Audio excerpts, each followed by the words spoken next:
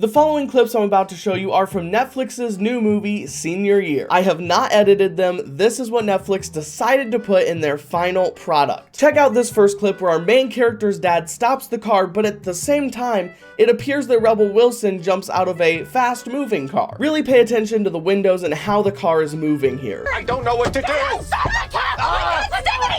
No! One more time for the good people. Stop the car! No!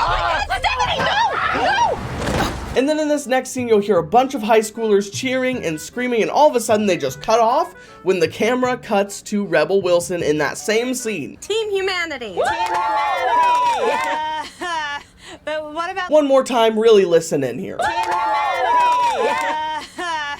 Okay, now I'm gonna need you to subscribe to my channel down below because I had to watch this piece of shit movie. Thanks. Now it was all worth it. Listen, usually I go over the good, the mixed, and the bad things that happen in movies. However, for this one, I have nothing but bad things to say. And please know this before we get started, I was actually excited for this movie. I have genuinely enjoyed Rebel Wilson in the past, and so I had pretty decent expectations for this. But let's just go for it. Here's what I think is wrong with this movie. Obviously, I just showed you some of the most poorly edited scenes that I've seen since I had to sit through Birdemic.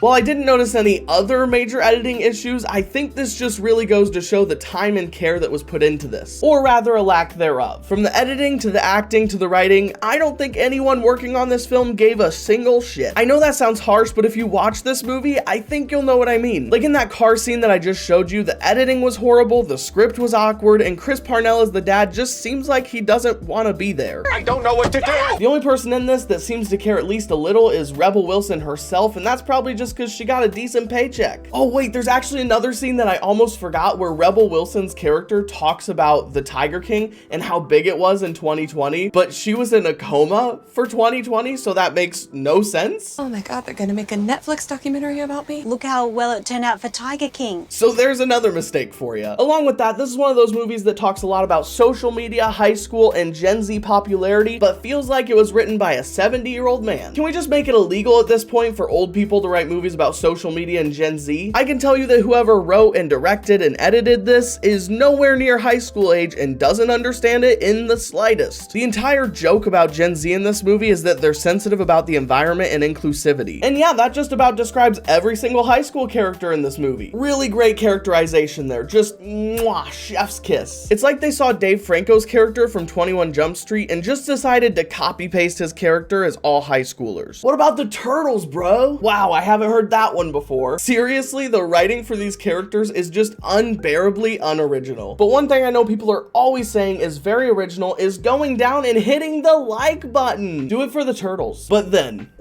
oh my god, the dance scenes. And yes, I did say scenes. Plural. You know those end of movie dance scenes that everybody hates? Yeah, there's like 5 of those throughout this movie, which is just what everyone wanted. I just don't like, unless your movie is a musical or a step-up movie, then please don't have 5 musical breaks in it. I get that she's a cheerleader, but nobody's watching this movie for the dancing, I promise you. Anyone who actually sat down to watch this movie is there for the Rebel Wilson comedy, not the dancing. Speaking of Rebel Wilson, I don't know if she's peaked or if this just isn't my sense of humor anymore, but I didn't laugh once during the runtime of this movie. I mean, I may have had a slight nose breathe once or twice, but that's at most. The punchlines just didn't seem to match up with the situations, and everything just felt so forced. Unlike movies such as 21 Jump Street, where the awkward moments feel like they happen naturally and are actually comedic, every single moment that's supposed to be awkwardly funny in this movie just feels unnatural and unfunny. I don't know, maybe I'm being too harsh. Let me know down in the comments if you laughed at all during this movie. Finally, I think it has to be said, even though I think it's pretty obvious that the story here has been done about 100 times. Someone slips into a coma, wakes up decades later, and has to adjust to this whole new world. Or just the idea of an adult going back to high school has been done a million times. 21 Jump Street, Billy Madison, Captain America, even Rebel's own movie, Isn't It Romantic, has similar concepts. For me, this wouldn't have been a big deal if the movie was actually funny. Yet somehow this movie did wrong what so many other movies have done right. But with all that being said, let's move on to my final thoughts. I guess if you're like in love with Rebel Wilson, then maybe you should check this movie out. I don't know though, it might make you think less of her, so maybe you shouldn't step into this territory. Oh, I know what you gotta do. You gotta watch this movie while you're really drunk, and all of a sudden all the unnatural and unfunny awkward humor of this